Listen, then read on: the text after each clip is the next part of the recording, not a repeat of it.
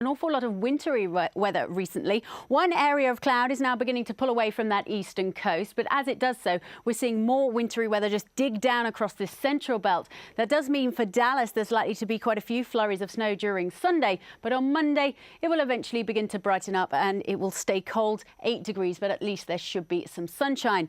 Instead, this time on Monday, the wetter weather will be in the far eastern parts and it will feel a good deal cooler than it has been. So Atlanta there up at around 12 degrees. But lots of cloud and lots of rain around as well. Over towards Europe and in the southern half of Europe, the weather's glorious at the moment. There's a high pressure in charge. It's fine and settled and quite warm as well for this time of year. Madrid, they're up to 16 degrees. And for Rome, we should be around 17. Further north, though, it's still very unsettled. Recently, for the northern half of Europe, it's been incredibly windy. The winds are easing a fraction as we head through Monday, but still a blustery day and still quite a grey one as well. Lots of cloud around. London will get to 11 degrees, but it won't feel quite that warm. Across the other side of the Mediterranean, the temperatures here for the northwestern parts are fine and settled, but further east, there's just 1 or 2 showers scurrying their way eastwards.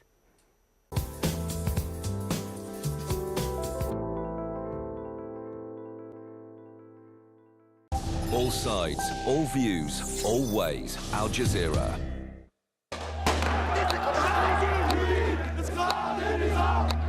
We are peaceful people. The Egyptian people will be the ones who will make the change. We are mobilizing tomorrow a mass protest from Tahrir Square.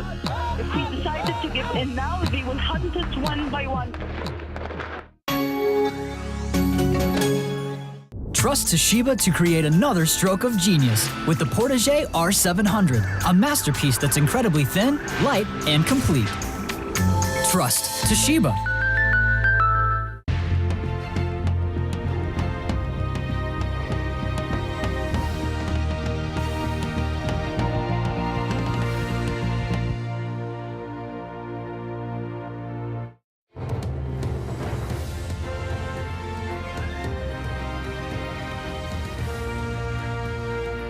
Good to have you with us here on Al Jazeera. David Foster in the seat with extended coverage of the crisis in Egypt. These are the headlines. The country's outlawed opposition party, Muslim Brotherhood's been meeting the vice president. And the group tells Al Jazeera it still doesn't trust the government to bring in any promised reforms. It is a day to remember the dead. Protesters in Liberation Square praying for the hundreds killed in 2 weeks of pro-democracy demonstrations. And Al Jazeera obtains video of protesters gunned down in Cairo, the identity of the gunman unknown. Protesters too continuing to make their presence felt in Egypt's second largest city, Alexandria. The central train station is becoming a focus there of people's opposition to the regime. Day 13 now of the protest to unseat the president of Egypt, Hosni Mubarak, and more extraordinary events on what's being called the Day of the Martyrs, or perhaps the day of normality by some. The opposition, the Muslim Brotherhoods, which has been a banned organisation for more than 50 years, has been invited to talks. The Vice President, Omar Suleiman, has met the group's representatives, and one report says he turned down an opposition demand that he assume the powers of President Mubarak. One of the Muslim Brotherhood's leaders insisted that the meeting was more of a reconnaissance than the start of negotiations. We cannot call it talks or negotiations. This is not the right title. As you are aware, Muslim Brotherhood went with a key condition which cannot be abandoned or waived. Otherwise, we will be pouring the noble blood of the martyrs down the drains. The key term was President Mubarak must step down in order to usher into a democratic phase. Those who went and met with other representatives of the parties and other branches of the Egyptian society went to scout or explore the horizons with the Egyptian regime represented by the vice president, who is supposed to be now listening and as the man shouldering the responsibility. At the end of the day, it is the end. At the end of the day, the Muslim Brotherhood will take a final decision tomorrow, so that we will decide whether the regime is genuine and serious or not. So far, I myself, I cannot see any genuineness or seriousness on the part of the regime.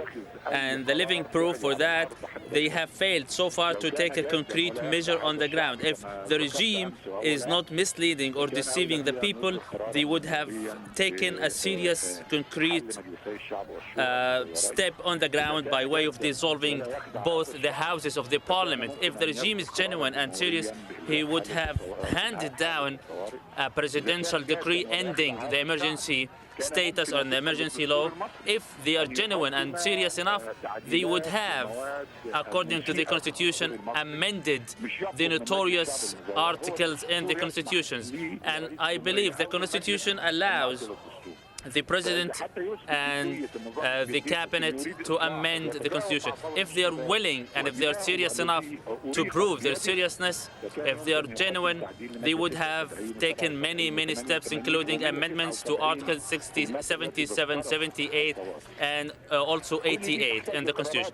All these steps require a presidential decree.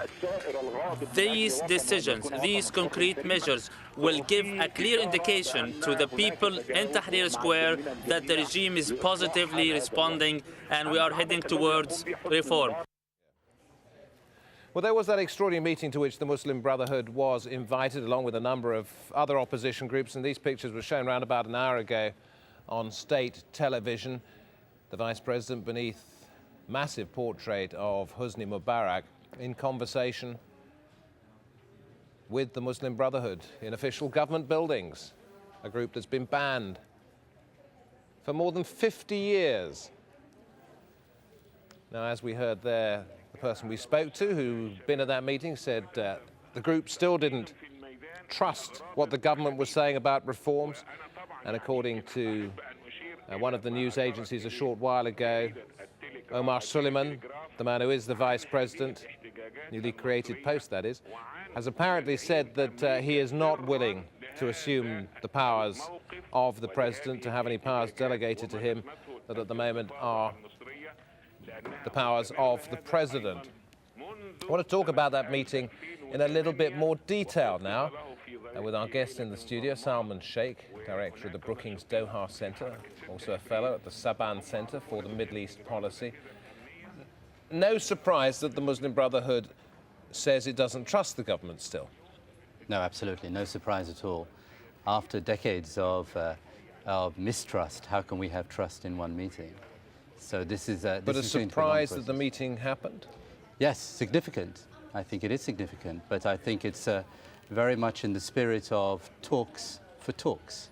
And I think that is what we are seeing in a broader sense on the political side as well. And significant in what sense, would you say?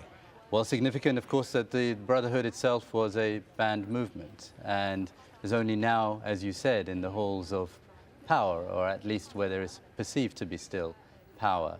Significant in that they are sitting down with a group of other opposition representatives, and also significant in that the outside world is not discouraging them. Now, these pictures that we're seeing now are being played out by Egyptian state television at this very moment. They've been putting them on time after time after time, presumably because they want everybody to see that the vice president and, by extension, the president behind him are very much in control, and this is back to normality, in a sense.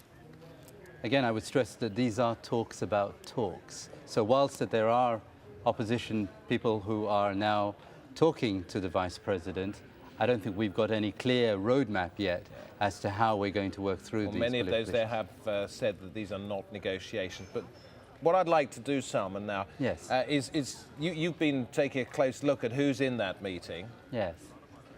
If we can roll the tape of the specific people. Yes. Okay, who do you see? Well, I see there Rifat al-Sayed of Tagamu, one of the main parties. Another is Said al-Badawi of the Al-Wafd party. You've also got, and the name escapes me right now, one of the representatives of the Nasserists party. And then towards the other side, you If also... we move the tape on a little bit, I think Yeah. we can do that. Yeah. And where would the Muslim Brotherhood be in this? Well, I think they were with the original group on the left. If we stop this now? Then you've got, well... OK, we've missed the moment, I think. Yeah. But you've also got, let me stress, you've also got some of the representatives of the Council of Wise Men, which include Najib Touairis, the executive of Orascom, as well as Gamal, one of the prominent writers, Yahya Gamal. Now, who characterises them as wise men? Because they